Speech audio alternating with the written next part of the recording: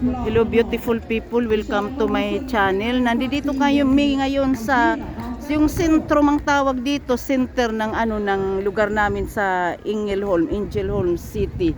Meron ditong basketball, mga babae pa. Hindi din dito, hindi popular ang basketball na kagaya sa Pilipinas. Ang talaga nila dito ay tennis, pagkatapos yung ice hockey, at saka yung yung volleyball. Yun ang popular dito sa sa Sweden. Mga estudyante itong nag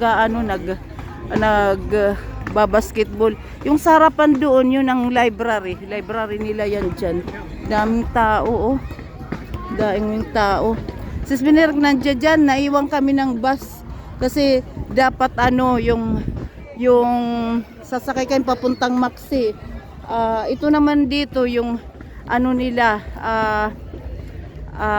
basta ano ba yung roadhouse kando tita ba babiti the roadhouse it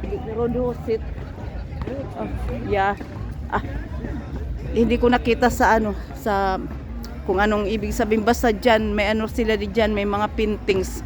Tingnan nyo ang ganda ng ng paintings dito na babae, ganda yung pa doon. Saka yung bata. Ganda ng paintings na to.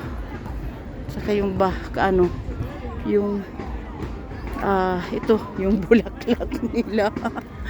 Nandito kami sa square, Toriet ang nila sa nila sa salita nila.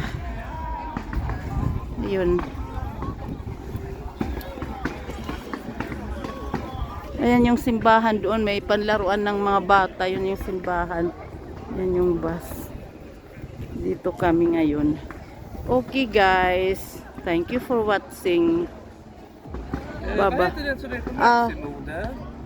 Maxi Badu.